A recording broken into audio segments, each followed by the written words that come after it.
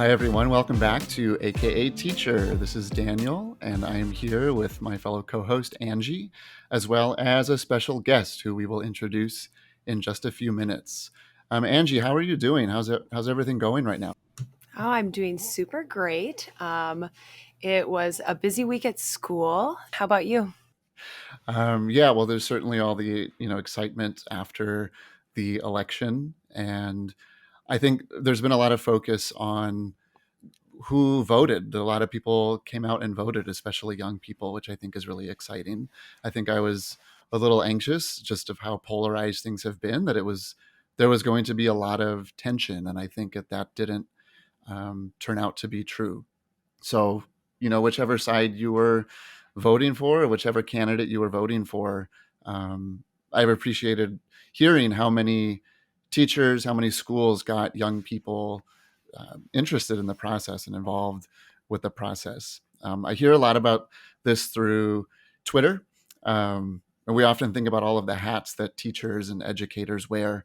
And something that's been happening on Twitter too is since the new takeover of the new CEO, I'm reminded that teachers often play their own social media managers and their own network directors. A lot of people use Twitter to establish their personal learning network or their PLN. And I've seen a lot of people posting saying, if this goes down in flames, it's really been nice to know you. And I don't know what I'm going to do because you've gotten through some hard times.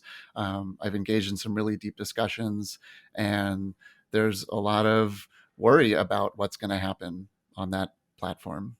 I'm really surprised with all the transitions I'm hearing at Twitter about kind of that uncertainty because I know a ton of teachers who use it to network, but then also just to Hmm. find interesting articles, up to date information, whether it be like, hey, I'm hearing some new stuff about this new type of like lesson planning setup, or I've even gotten some cool ideas of like what to do as a different setup in my classroom for like alternative seating. And so who knows if that network opportunity does kind of fade or evolve suddenly.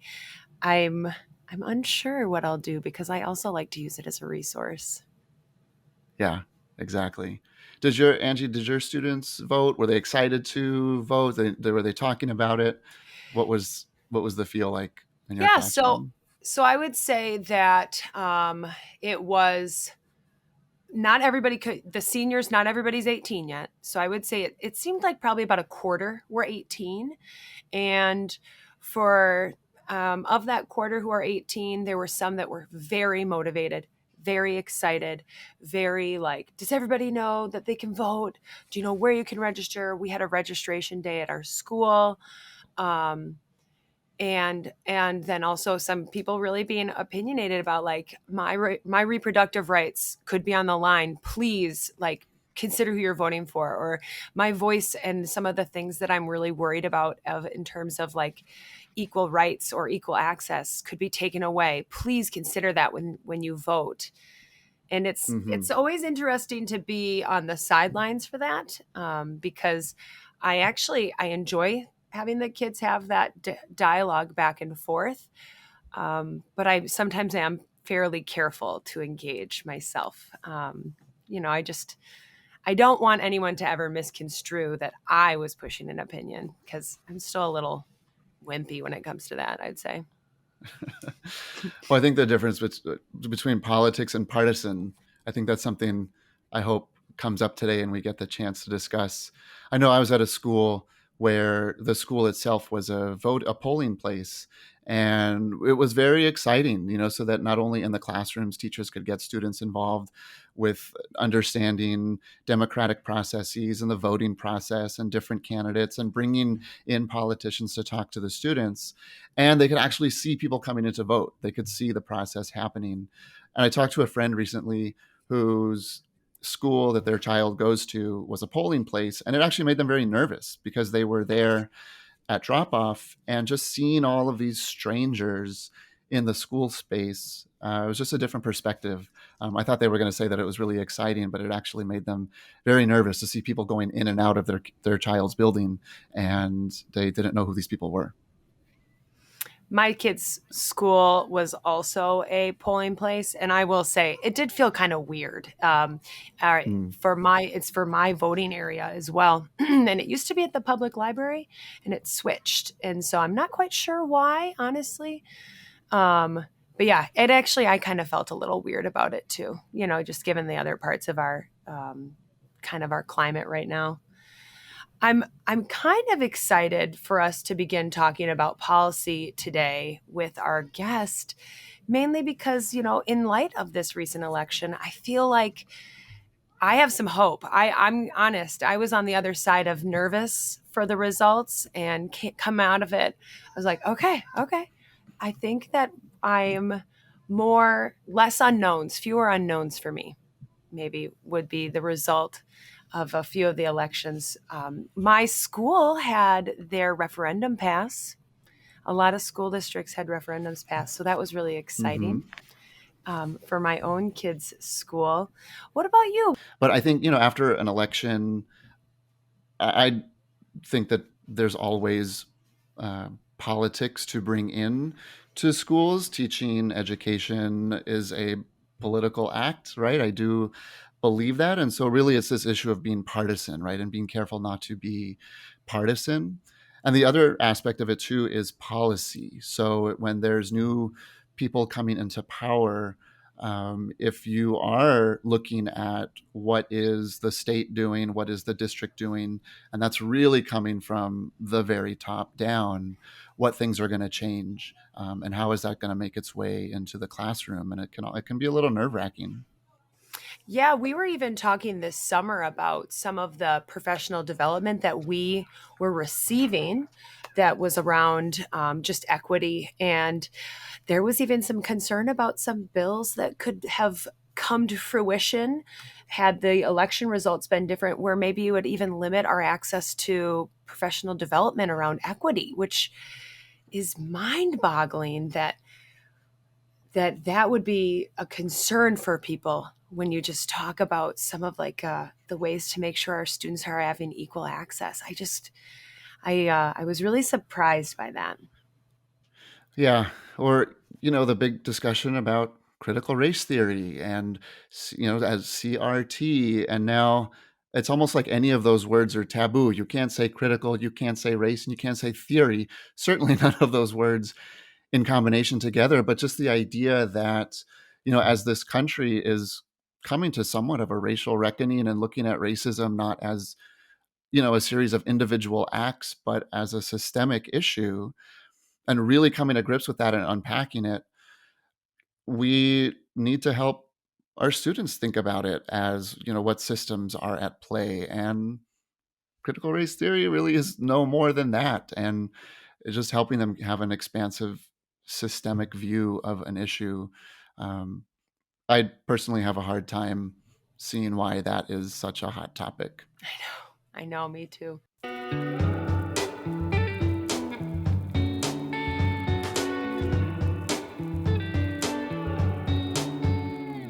Well, I think we can kind of get excited to introduce our guest today. We've got Terry Caldestall with us today. And Terry is a sixth grade teacher at Kettle Moraine School District. Before making the move to middle school, he taught fourth grade. And before that, he was a journalist. I actually watched a little bit of your documentary today, Terry. Terry coaches the speech team, engages his students in the National History Day program, and is a documentary filmmaker. He also helped to co-found the Wisconsin Teacher of the Year Council and has been active in advocating for educator voices being included in the legislature process. Terry was recognized as a Cole Fellow in 2006, Wisconsin Teacher of the Year in 2007, and American History Teacher of the Year for Wisconsin in 2011. He was also the Wisconsin Environmental Co-Educator of the Year in 2014 and a Lowell Milken Fellow in 2014. Terry, welcome. Thanks, Angie. Welcome, Terry. Hi, Daniel. That was Terry, a mouthful. You didn't need I know, to say Terry. all that. I It wasn't necessary. No, it's a lot of good stuff. Terry, Do you have like a wall of plaques at your house? I have a box of plaques. Let's put it that way. Okay, Yeah. okay, okay. I'll take box of plaques. But this is so awesome, Terry, that we're really lucky to have you here because I feel when we talk with a teacher with a vast number of years of experience, because you're 30 years of teaching, Yeah. 30 years. Long and time. I feel like then you've gotten to see it all in some ways. I've seen a few things. Yeah. We all have, right? I mean, when you're a teacher, the veil gets pulled back and you see the future, right? You get to see what this country is going to be like in 20 years from now. So it's pretty cool. We sit in a really unique position. I love it. Yeah. Yeah, it's really special to have you here. Tell me, let's go first just really short term with the midterms. Were any of the schools in your area polling places? What was the You- energy around your area with that? Well, I mean, the energy across the country, right, was off the charts. And that's a good thing because people are talking about um, what are we gonna fund and what aren't we gonna fund and policies. And I mean, that's why we love America. And I think that's super critical. And Kendall Moraine was no different than that. But you were talking about how both of you, they were polling in your school building, and there was actually research not very long ago that schools, and Angie, you talked about your referendum passed, that schools when the people vote in the school building, the chances for a referendum passing is much higher because I think the theory was, they're walking, you know what, these kids do need, books or, Oh, the new building. Yeah. So I think there's a lot of wisdom to that. That doesn't happen in Kendall Moraine, but I did talk to my former superintendent after that research came out. I said, we might want to see if we can get people to vote in our buildings. But luckily our last referendum a few years ago did pass. So it was, and that whole thing about how we fund public education in Wisconsin, huge issue. And there are clearly winners and losers. And right now, Ken Moraine's getting beat up pretty bad. So hopefully that's going to change soon. well, if it maybe one takeaway from this is going to be that all local elections now need to take place in public schools.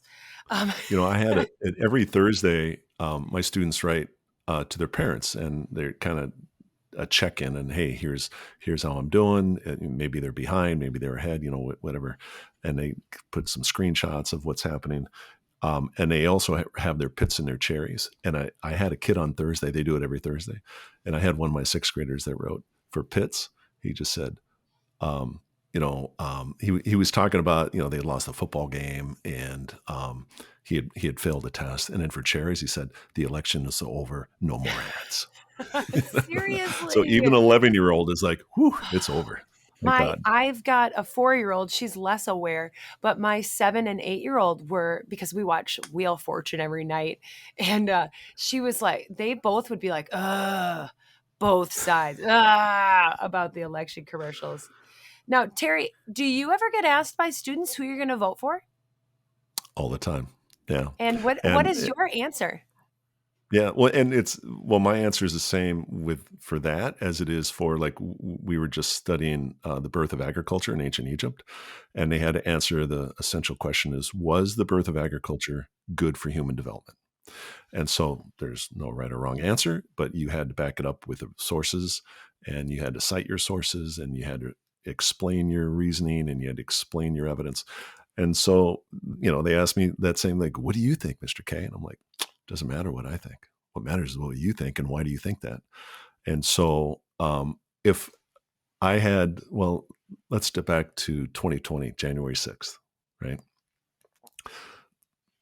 My class came in, and they were just talking a mile a minute. I mean, it was on their mind, right? And that's wasn't my game plan for that day, but it wasn't hard to read the room on what was going on. So I said, okay, here's what we're going to do today. Open up your laptop, open up a Google Doc, and I want you to write about what happened yesterday. And how do you know that? And what questions do you have? And I figured 11-year-olds, right? Sixth grade, 10 minutes. They wrote for over a half hour. Wow. I mean, they were really engaged. I mean, they saw what happened. I didn't see any of it until that night, right? Because we're in our bubble. We're And teaching. so the day ends, and I didn't pick up my phone right away. And I usually get around school a little after 6, and I usually leave about 4. And so about 4 o'clock, I'm about to go home, pick up my phone. I'm like, I had 74 text messages. I'm like, Oh my what's going gosh. on? I had no idea. I completely had no idea what had happened.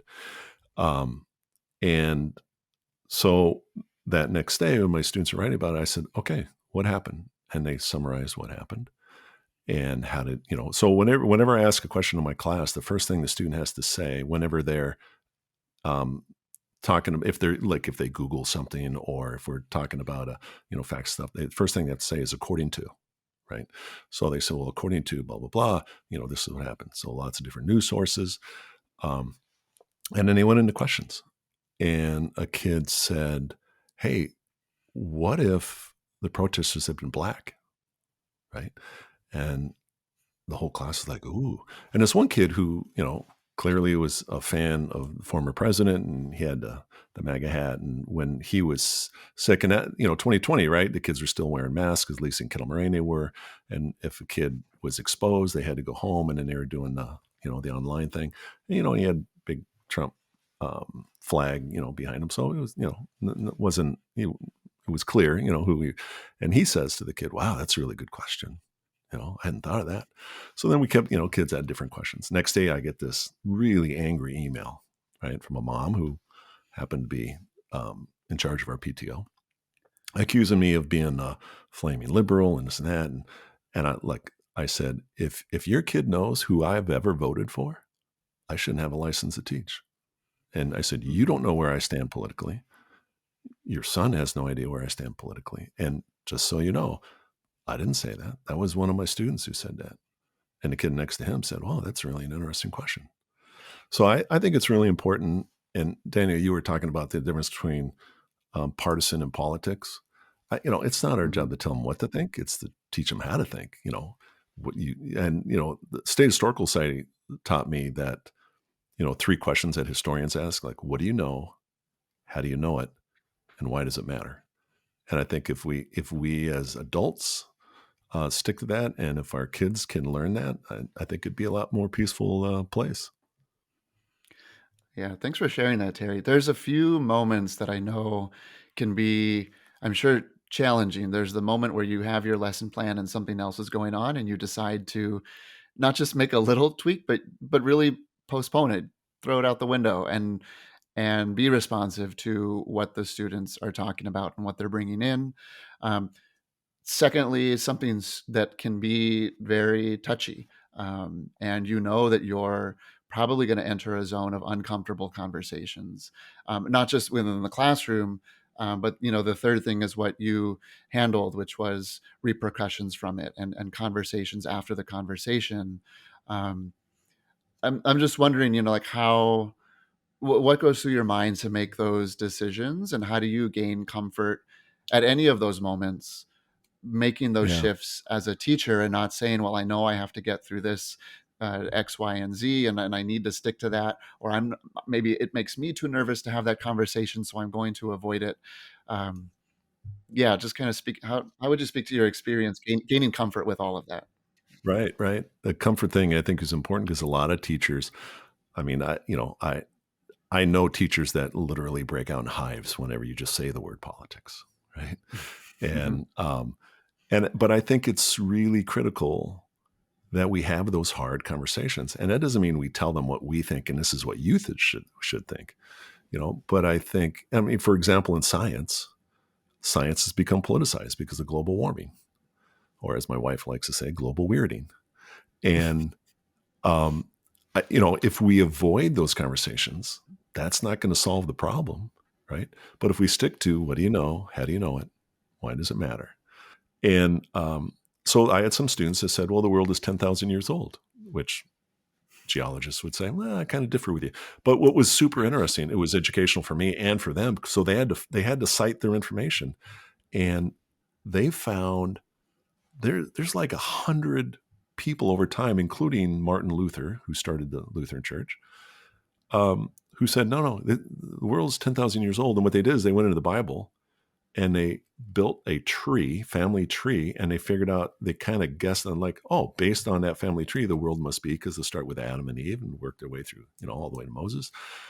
And then we got into this great conversation like, okay, so when were Adam and Eve born? Like, is there a birth certificate? I mean, do you have evidence of that? That's always this great conversation about, and they're like, huh. So I don't need to tell kids, hey, this, but just to put that out there of, okay, so here's what you believe, but do you have the evidence for that? And I would never tell somebody that, no, your belief is wrong, but I could question their evidence, say, huh, is that a credible source? And can you back it up with a second source? And, that's kind of my journalistic background. You just don't listen to one. You got to get 2 or 3 sources before you put it in the paper in the old days, if anybody remembers newspapers. But so, yeah, I think, Daniel, it's super important that we have those hard conversations, but it doesn't have to be about what we think. We just want the kids to kind of discover.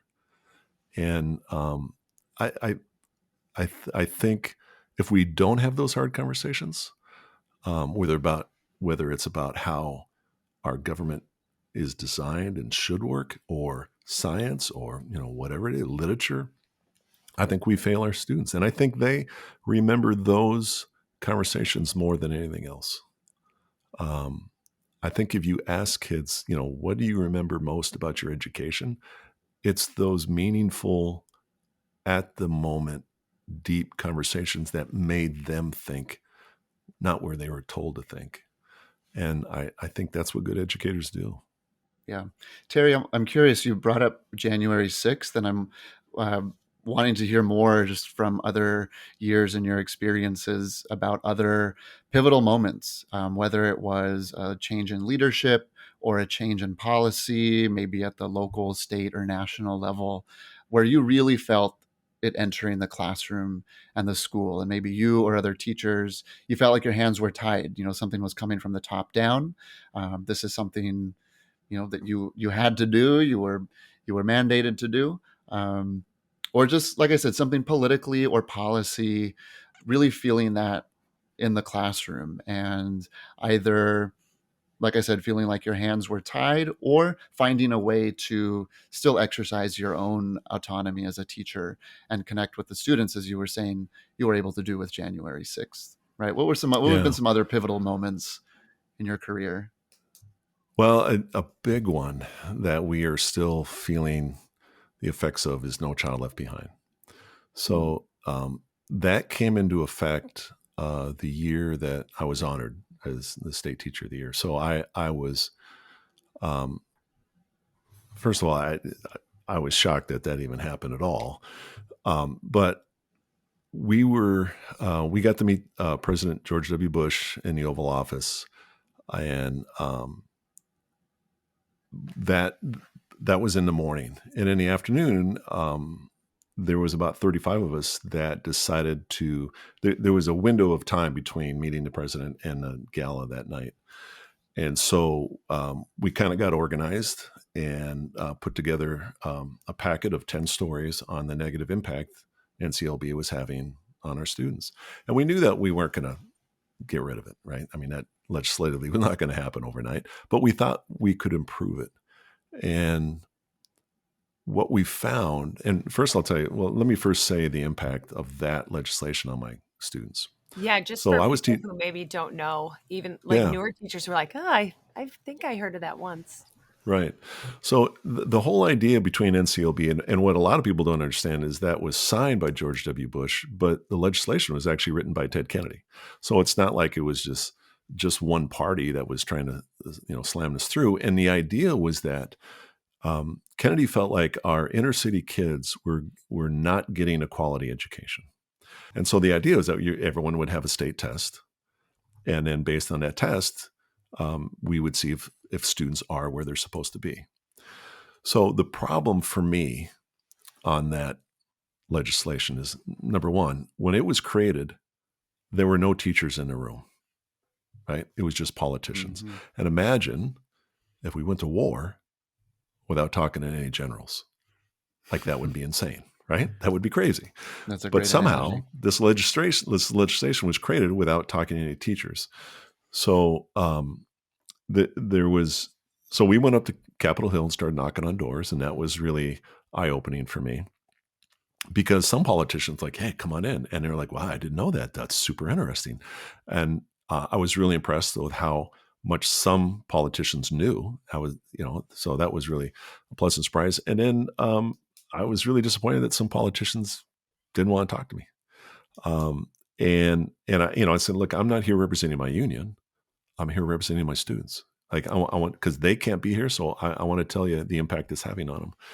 And so one of the multiple issues it had for me and my students is, and I taught fourth grade at the time, was that, and this is honest truth. Like I'm telling the students, okay, we're going to start the state test today. Is this important? Yeah, it's super important. Is this going to be graded? Yep, it's going to be graded. So we're going to get it back? No, you're not going to get it back. Wait a minute. They're going to grade it, but they're not going to give it back? Nope, they're not going to give it back. Why is that? Well, it's just the way it's set up. And then a kid, and it's super brilliant, right? The kid says, well, how are we going to learn anything? Yeah, good point, right? Because that test doesn't measure a student, it measures a system. Yep. And you know who cares about the system? Realtors. Right? And so one of my points knocking on doors was, why can't this test help my students and say, here's where you are and here's where you need to be? And if we go back to that same year in 2007, Mississippi's state scores, they took first place in the country in reading and first place in math. And they had, for example, in reading, they're like 92, I can't remember exactly what number, percent of their kids were proficient in reading. Now, a lot of people were really surprised by that, right? Well, how is that possible? And this is the other flaw with No Child Left Behind. And the flaw was that Mississippi set their bar so low at the time, it was nearly impossible for a student to fail. Right? So I didn't know that. Every state got to choose their benchmark? Their state standards. Oh, yes. Their state standards, right? Because we don't have national standards. We still don't have national standards. That's a whole nother issue that we could talk for hours on. Yeah. Yeah. And so Massachusetts had the highest standards and Mississippi was near the bottom. So we know that now because when the NAEPS score came out, which for those are unsure or unfamiliar with it, the NAEPS test is a nationally normed test. Not every kid takes it. It is a sampling of students. For example, we had 8th graders last year that took it. And they took it in the classroom next to mine. And I thought it was really fascinating. I'd never seen this before. So there was a group of people I'd never seen before. They walked in before school started. They had all of their own computers. They rolled them all in. No Kettle Moraine teacher was allowed in the classroom. And they proctored that test. So it can't be gamed. And we know that state tests have been gamed like in Atlanta and Dallas, right? There's story after story of, teachers taking them home and correcting them, which is just awful. But it tells you the pressure that is on teachers, right? Yep. For the kids to do well. So the reality of state tests, and I've talked to the President of the United States about this, former president. I've talked to 2 governors about this. I've talked to 3 state secretaries of education about this. When they see me coming, it's like, oh, here he comes again. Yeah. But this is the problem, right? Let's take 4th grade, because right, 4th, 8th, and 10th grade is the big years for the state test. If I had a 4th grader that came in reading at a 6th grade level on day 1, but left me reading at a 4th grade level, I was considered a success, and so was the student. And that's wrong. But if I had a student come in at a 1st grade level and tested and left at a 3rd grade level and grew 2 years, I'm considered a failure, and that student's considered a failure. That's wrong. And so when I was talking to a state senator about this, he said, wait a minute. How are the teachers in Arrowhead High School going to feel about that? And so Arrowhead is a nearby high school of ours that has great test scores and with the state test, and they're doing really well. He says, if it's based on a growth model and they have students coming in high, but they don't grow, they're not going to be very happy about that. And my response was, okay, Shouldn't they, even though they came in high, shouldn't they grow? Shouldn't every student grow? Isn't that the whole point? But what I'm talking about is completely upending the entire system, and that's not going to happen overnight. So that's something I'm still working on. But so that's legislation that has had a direct impact on every student in America, right? At least in public education. So the whole thing about No Child Left Behind, and then what came out of that was Common Core. And Common Core has just been completely demonized, in my view, for all the wrong reasons. And what's, I think, really interesting about Common Core is that, it was created by the governors. But then when it got to the national level, it got demonized. And Obama had nothing to do with it. But he did, give it a thumbs up. And then it became a political weapon. And to me, Common Core went back. So if you look at the history targets for Common Core, what does it say? The kids need to be able to write a claim, which historians call a thesis. They need to be able to find credible evidence. They need to be able to explain that evidence, and they need to come to a conclusion. I mean, there's not a whole lot there. It doesn't say what books the kids should read. It doesn't say they should cover Wisconsin history in 4th grade or ancient civ in 6th grade. It's just, these are the basic targets that every American should have. And it still got demonized. And for some reason, I don't know how they found me, but ALEC, I don't know if you guys know ALEC, the American Legislative Exchange Council, which is funded by lots of conservative groups, including the Koch brothers. And it's where conservatives will come together and they'll exchange ideas, and they come away with some legislative ideas, and then they head back to their states. They wanted me to come in and talk about Common Core. And when I asked the woman that invited me, I'm like, why me? What? She says, well, I had written an editorial piece. And she said, the companies that help fund ALEC have decided that they need employees who can think critically, and that ALEC needs to stop demonizing Common Core.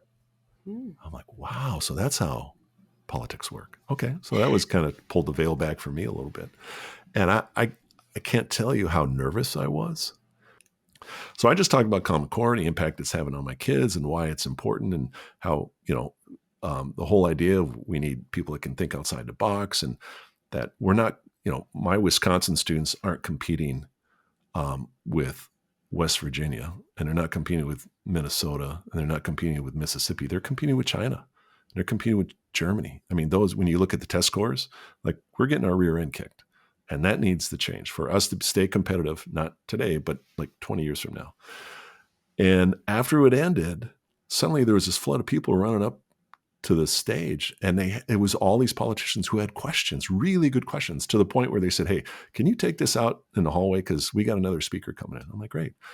And this one guy hands me his card. He was from Nevada. And he said, look, I got a radio show. Tomorrow morning, I want you on there. I want you to talk to my listeners. It's called Red Meat Radio. I said, sounds good. That's great. And so they wanted information, and that it always comes down to education. No matter where you are in the political aisle, like, and that's where the political ads, that just, all it does is demonize the other side, right? Nobody wins in that, and we're all tired of it. But if we can talk to one another and say, hey, how is this going to help? And so, the Common Core thing, I think if we would have had actual civil conversations about it, I think it'd be a different world right now. But the reality is, at least in Wisconsin, Governor Walker changed the title of it, but the reality is not much of it changed. It's really the same thing as what was pitched, 10, 15 years ago. That was a long answer to a short question. Sorry. No, Terry, it was really good. I feel like I'm very much like, again, your experience really comes through in this conversation. And I've been a teacher for 15 years, but I still feel like I'm just like hanging on your stories because they're so good. Are you interested at all about talking about some of the school board decisions that have taken place in your district recently? Am I comfortable talking about it? No. Yeah. But will I talk about it? Yes. Yeah. You can say no if you want.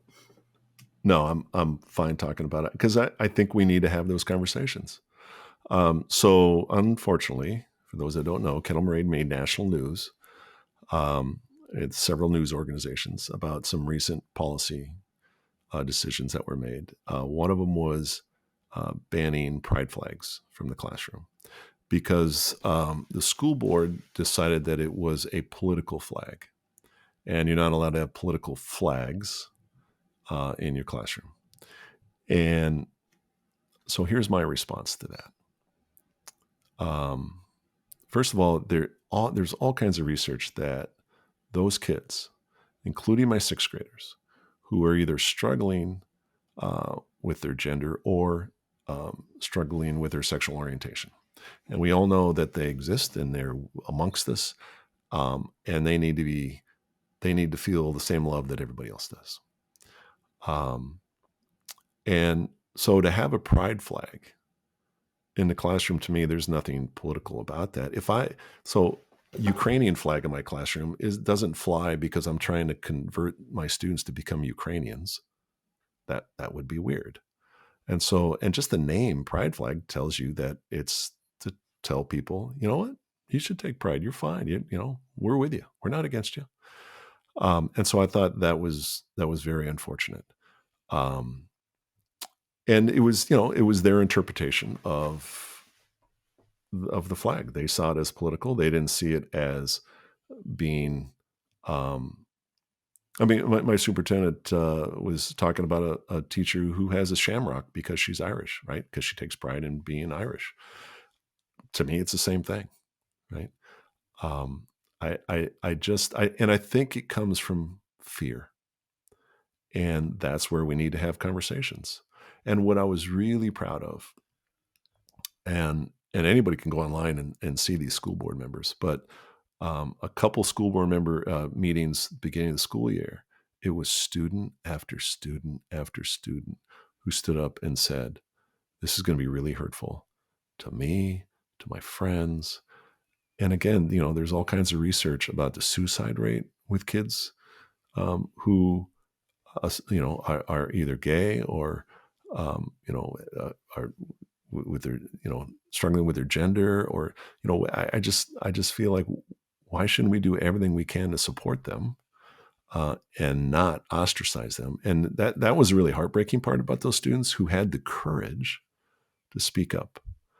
And what I hope is going to come, this is my hope, is that the school board will bring those kids back and say, you know what? Okay, you spoke in public, and you just had a short amount of time, and there's a lot more people that wanted to speak than had the opportunity to speak because they cut it off after, I think it was a half hour, or maybe I think it was a half hour. I said, let's have a conversation, and tell me more. And there was story after story of kids being bullied online, in the hallway, and this is 2022. We should be way beyond that. So, and what makes it hard from a teaching standpoint is, we have our First Amendment right just like everybody else, but it's different when you're a teacher. And it's going back to what Daniel was talking about with polling, or with the partisanship versus politics. And so, and I felt like I did in that situation, I didn't need to speak. Like the students were doing it themselves. And isn't that what we want in the end? Right? I mean, they're the ones that they're feeling the brunt of that. Did any of those conversations trickle into your middle school classes? And what did those conversations look like if they did? Yeah. So part of the beauty of sixth grade is that they're really self-absorbed. It's so, Angie, you teach high school, right? Yeah. That's a very different animal. Yep. They a bomb could go off and they'd say, "What did you?" No, I didn't hear anything. I mean, it's part of the beauty of sixth grade. Still. Yeah, exactly. So the conversations haven't trickled into my classroom, which I appreciate, but I know it has in the high school, and there are some teachers that are really frustrated, and not for political reasons, just for they want those students to feel loved and cared for. Like, hey, we want you here Yeah. and you're important. And it's not hard. I feel like something that wasn't political became politicized. And I've told parents this, like the one that I was telling you about on January 7th that came after me. I'm like, politics doesn't belong in my classroom. Partisan politics does not belong in my classroom. Political process absolutely belongs in my classroom. And my students saw what happened on January 6th. They're like, I don't want to be part of that. Like, if that's democracy, leave me out. And I felt like, what do I do to help preserve, at least in these kids' minds, the importance of our democratic process? Terry, I'm wondering, you mentioned fear as the place that these policies are coming from, and how something like gender and sexuality has become politicized. These things that are human, part of the human experience, and all of a sudden they're part of the political landscape and they're political issues. What do you think the fear is? Or just to kind of unpack that question, where is the fear coming from, and what is it that's turning something that's just part of the human experience into a heated political issue?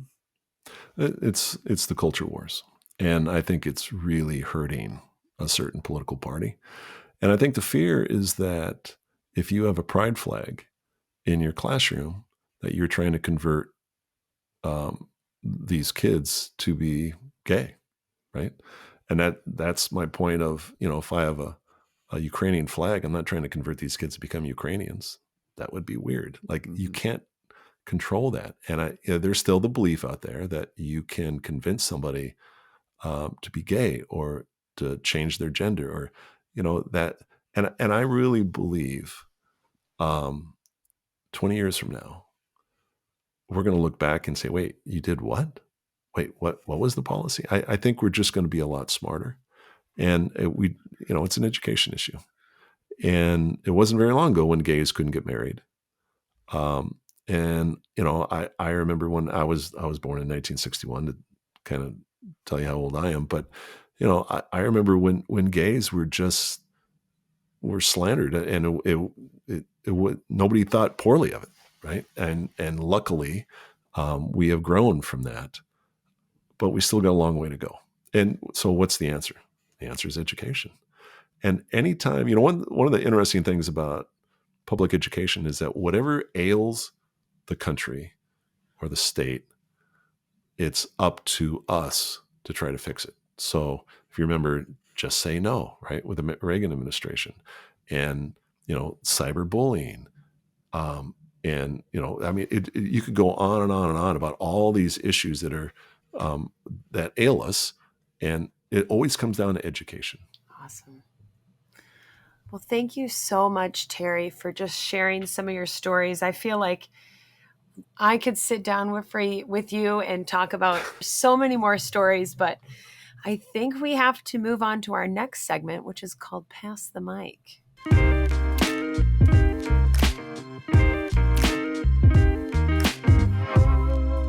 In this part of the show, we open up and hear from voices from not just us. We don't just want to hear us talking on this podcast. And today's Pass the Mic comes from Michaela in Brillion.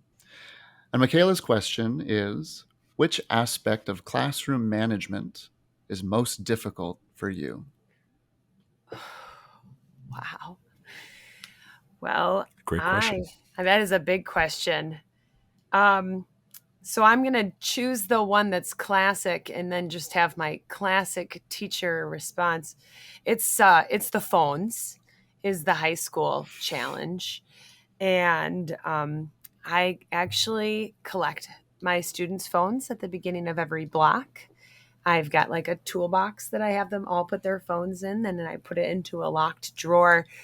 A handful of years ago, though, we were told we were not allowed to do this. We had some problems with some stealing of cell phones, not in my class, but in a separate class. And so our administration at the time said, can't do it anymore. And I was amazed how much of a behavior struggle that we experienced during that year when we were not allowed to collect cell phones, in terms of just the kids never taking a break from them, and then just almost like a blatant, like, holding my phone up, looking at it, doing a weird face for a picture. Like, look, I just took a picture of you. And you're like, cool, don't love it. And so that, when we were not allowed to collect cell phones, so it was about a school year and a half, it was really challenging. And then when we came back from COVID and we went to, a version of a hybrid learning, and then eventually all in person, but still masked, I didn't collect the phones at that time either. And it was very difficult to get the kids to pause what they were doing to want to engage, even if the activities were very much like, hey, you're going to be working in partners. There's no direct instruction, but you're working with groups, you're doing stuff. It was challenging sometimes to get kids to take a break. Yeah, it's funny in the classroom context. You think, well, technology, it's in everybody's pocket, and we've got to integrate it into the classroom and teach students how to manage their devices and not just manage it for them. Mm-hmm. But I know there's a restaurant just a couple blocks down the street from me with a no cell phone, I would say, policy. Wow. There's signage up. They Love don't that. come around. If you take it out, they don't come to your table and take it away or put it in a box. But you don't see people with their cell phone out. And actually, when I go there, I have to remind myself to keep it away, and I follow their policy. And I think I focus on the food more. I focus on the conversation more. Yeah. And it's a context where, to me, that's a no brainer. I enjoy the meal and I enjoy the company a lot better than when my cell phone's away. As far as behaviors, I think it's really critical that you have routines. And I think we're all creatures of habit. And then once you build those habits, the kids love when you break them, right? But they know the expectations. And I think you do away with, you can get rid of a lot of problems when you create those habits, whether it's, silent reading or jotting or how to work on what, and I think that's really critical. And then the other piece, I think, to avoid those behaviors that interrupt another student's learning is the why. Like, why are we doing this? Why does this matter? Why is this important? And I think a lot of times we teach expecting them to understand why it's important to us, and we forget that they don't understand. I think they don't have the experience that we have. If I taught literature for a long time, read a book like 10 times because you've been teaching it for a long time. So you assume they know what you know. No, this is their first time reading this book. So how would they? And I think that's true with everything we teach. So, yeah, I don't know if that answers the question, but I just think it comes down to routines and whenever a kid is acting out, a lot of times it's kids having a bad day. All right, tell me about what's going on. Maybe you got bullied at lunch or, whatever it is. But if you can get that out, okay, now we can move on. Did you ever read The First Days of School by Harry Wong? I don't know that book. Oh, well. Is it a short story or is it a book? It is not. It's like it was a required reading in my undergrad, like, pre-service teaching.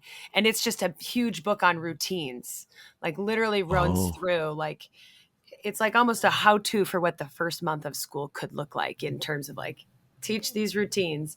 Yes. Tell them how you want them to enter and exit the room. Yes.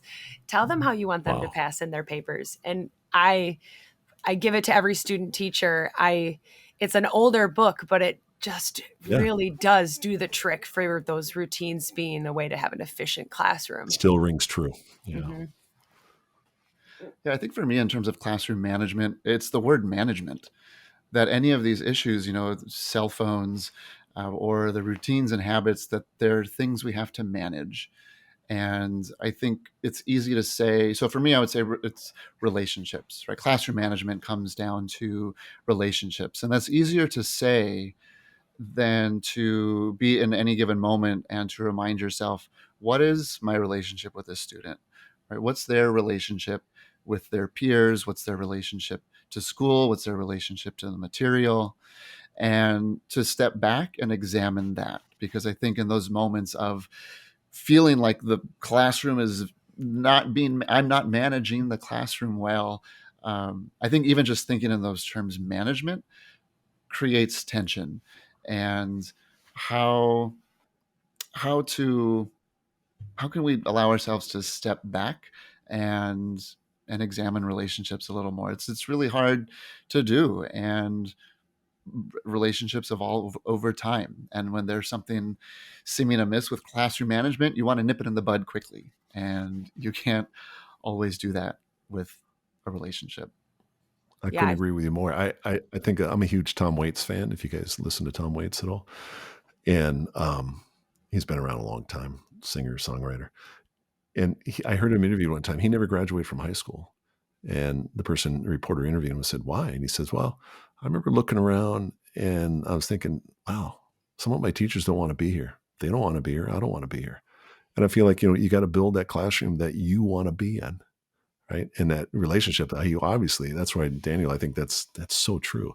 Like if your kids don't trust you and feel like you have their back, hey, you're gonna have problems.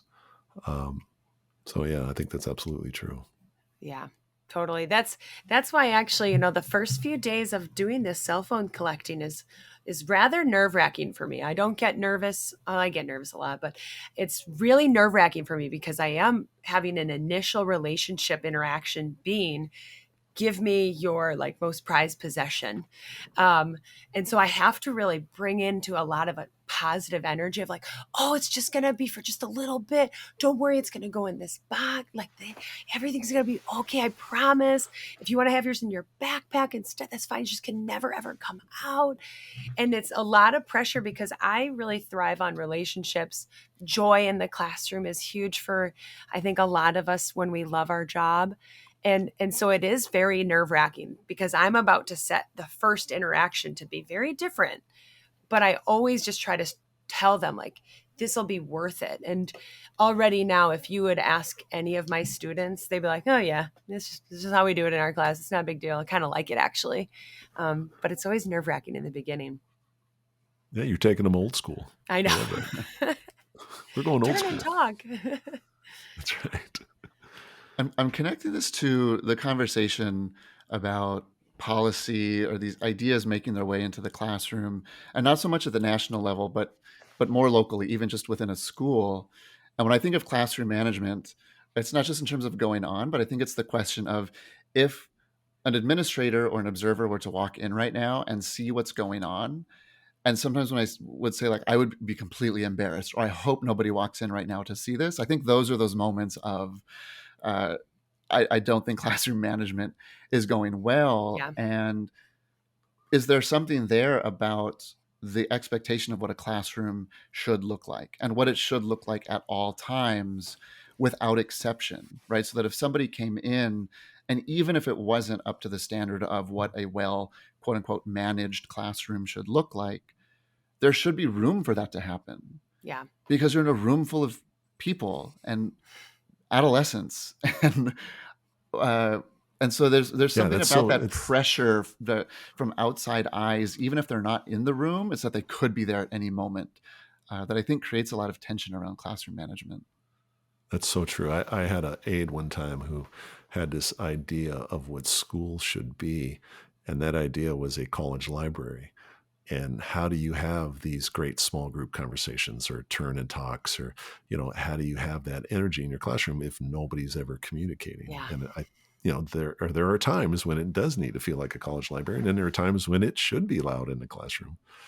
And school has changed, right? Because society has changed, and I think kids are much more interactive now because of the pedagogy that we use. I was given a talk to. It was actually in Vermont State Superintendents. And I was talking about what I do in my classroom. And this guy asked me, I don't know what state he was from, but he said, why is it so hard to change education? And I said, well, my theory is that I used to coach high school basketball. And I came in one day and it was a really rough day. And parents are coming after me because of out of bounds plays, about who I played, who I didn't play, about my arm. It's typical. I mean, every coach deals with that, right? And I was complaining about it. And the old salty wrestling coach was sitting on his bench in front of his locker. He says, well, you know what your problem is? I'm like, no. He goes, your problem is you coach basketball. I'm like, what's that supposed to mean? He goes, see, I coach wrestling. My parents know nothing about wrestling. Your parents have either played basketball or they've seen basketball, so they think they know how to coach basketball. He goes, that's your problem. And so my theory is that it's really hard to have a dynamic classroom when people, including parents and some educators, like they have this view of what education should be because they went to school, and they forget how much the world has changed. And we as educators should change too, right? So the desks in a row, and the teacher being the sage on the stage, like those days should be over. I mean, we know so much more now on how to engage kids and to get them thinking. So yeah, and I think the more we empower the kids, I think the less behavior issues you're going to have, for sure. Well, I just really want to thank you, Terry, for being an advocate for all of our students, your students, but I also feel like from this conversation that you are advocating for my students. It sounds a little robust, but all of the students of Wisconsin. Thank you for just advocating for the kids, because our kids, we know some kids have voices, but we also know there's a lot of kids who get lost kind of in those cracks. And I feel like you're fighting the good fight for all of us. Well, I appreciate both of you and the courage to do what you guys are doing and teaching in the classroom. I think that's awesome. So thank you for what you guys are. You guys are giving educators a voice, and I can't think of anything more important than that. Thank you, everyone, for listening. That is going to wrap our episode today. We just want to remind you to submit your stories, submit your experiences, your questions. You can record a voice memo or type it up, and please send it to education@pbswisconsin.org, and make sure you put AKA Teacher in the subject line. Also, make sure to visit the AKA Teacher podcast website. It's at pbswisconsineducation.org/AKA Teacher. And you can find helpful resources and all of our podcast episodes. See you next time.